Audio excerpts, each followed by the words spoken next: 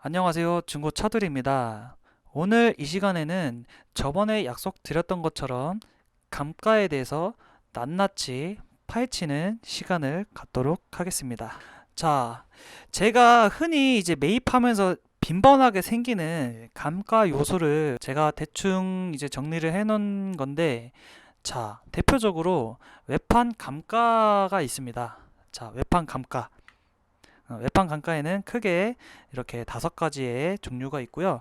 자, 도색 판금이 필요한 경우, 잔 스크래치는 그냥 세월이 지나서 생길 수 있는 스크래치들은 어차피 저희가 기본적으로 입고를 시키면 광택을 하기 때문에 이렇게 광택으로 날아갈 만한 그런 잔 스크래치들은 감가 사유가 되지 않습니다.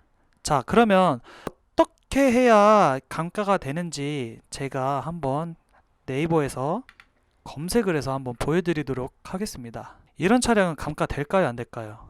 이런 차량 여기 요거는 저 같은 경우는 이 정도는 감가를 하지 않습니다. 요 정도는 네, 요 정도도 부분으로 도색해야겠다고 하면서 5만 원 정도 감가가 될 수 있는 요소가 보입니다. 한다고 하면 5만 원 정도가 적당한 금액으로 보여집니다. 자, 그리고 이 차량은 여기 부분만 얼마 정도 감가가 들어갈까요? 이 부분은 거진 두 판으로 봐야 될 것 같네요. 요게 이제 여기 구부러진 부분을 판금을 해야 되고 나머지 도색을 해야 되는 작업입니다.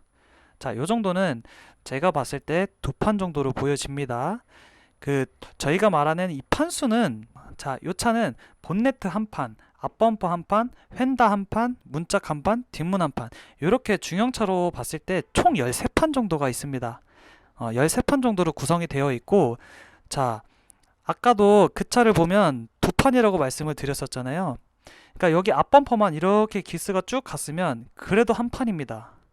근데 이 기스가 위로 가가지고 이 본네트까지 손상이 줬다면 어떻게 될까요? 그러면 두 판 감가가 들어갑니다.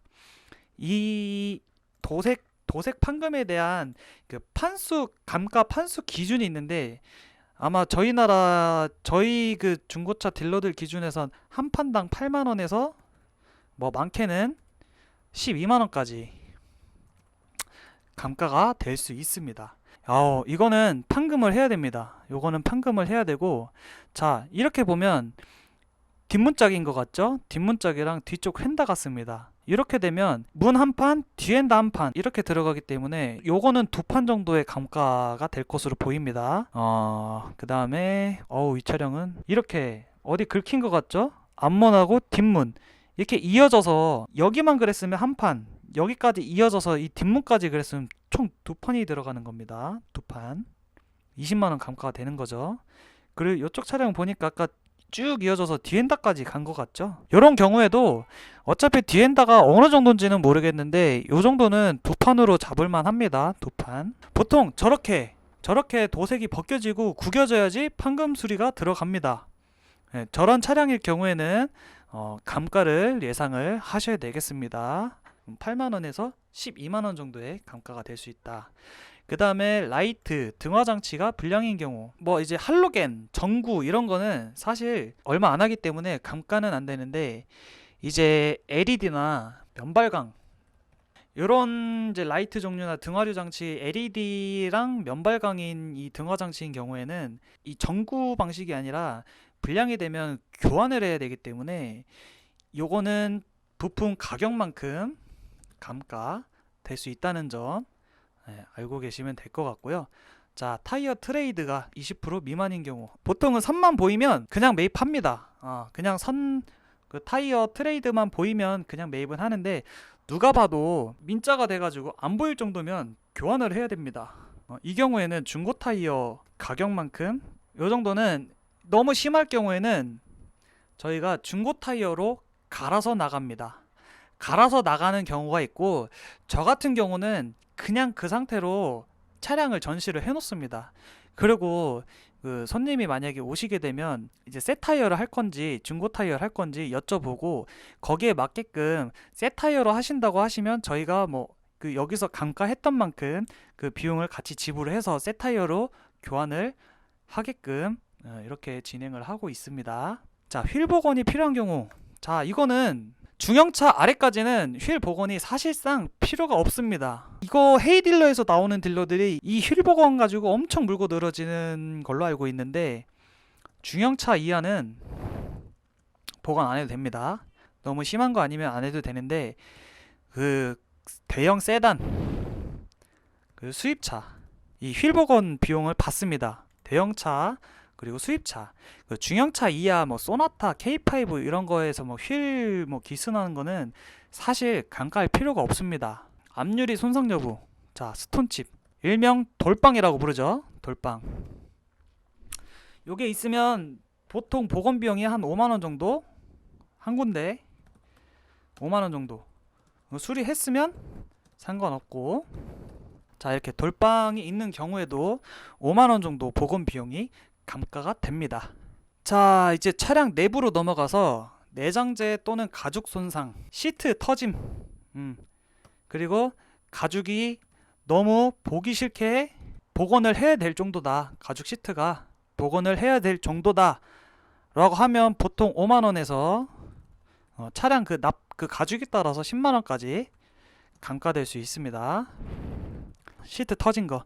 그리고 요 내장재는, 자, 뭐 예를 들면 뭐 손잡이, 차량 손잡이, 그리고 그런 이제 내비게이션 근처에 있는 마감재들, 잘 따라오고 계시죠, 여러분들? 자, 내장재 가죽 손상, 시트 복원하는 거는 5만 원에서 10만 원까지 감가될 수 있고요.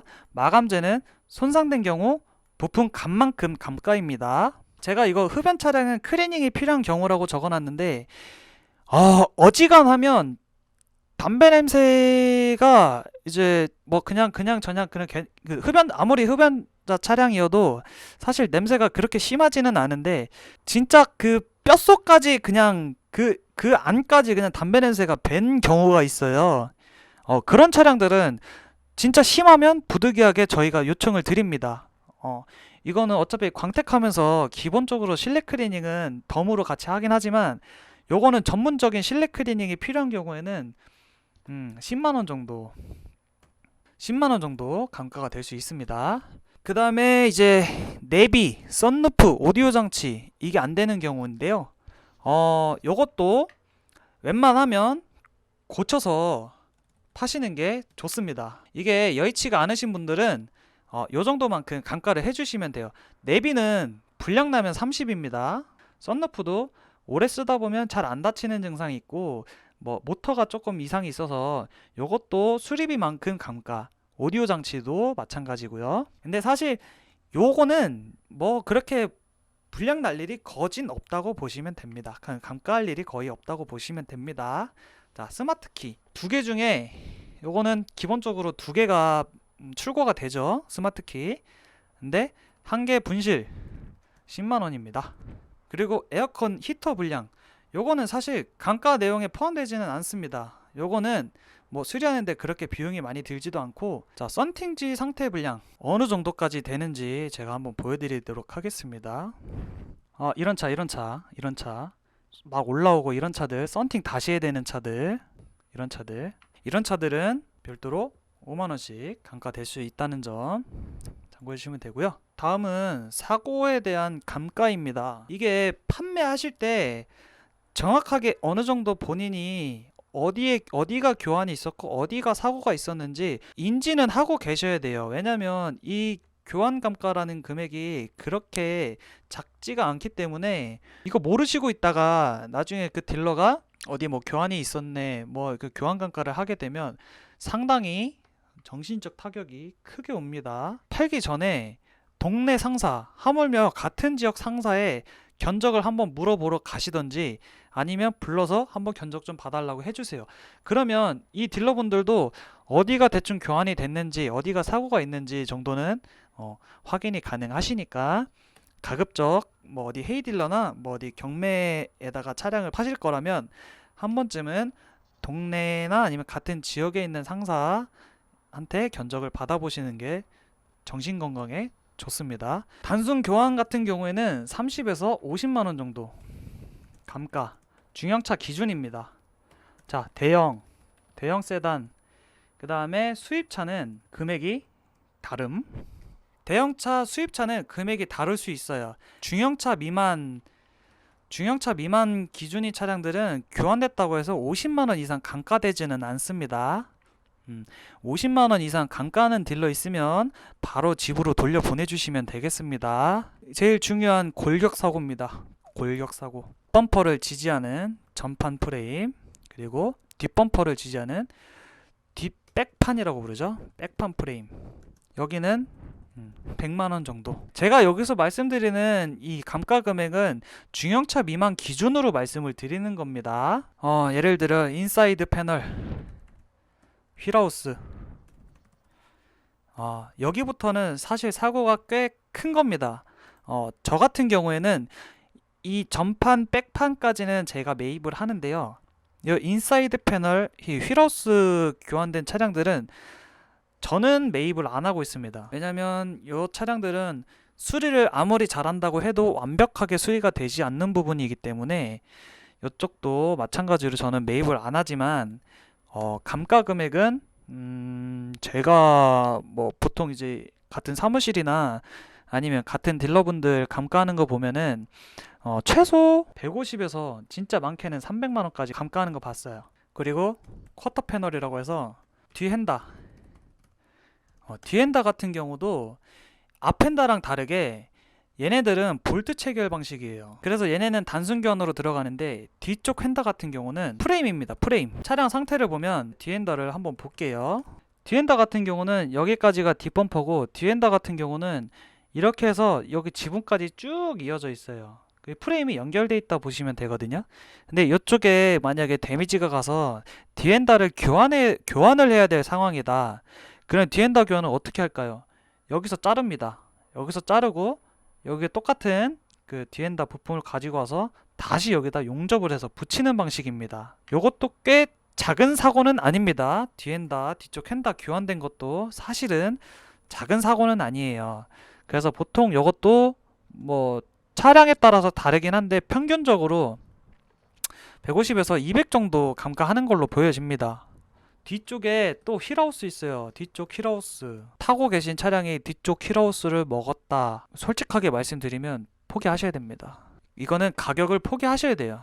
파시는 것보다 그냥 운행이 된다라고 하시면 운행을 하시는 게 제일 좋습니다. 마지막으로 자, 주행 성능. 엔진 누유 및 기타 소모품 수리가 필요한 경우, 이 소모품 같은 경우도 뭐 사실은 뭐 이제 엔진 오일이나 미션 오일인데 이거를 제때 관리 안 해서 수리비가 청구가 될 수 있습니다. 엔진은 소나타 세타 엔진, 딱히 소나타 세타 엔진 말고는 없을 것 같네요.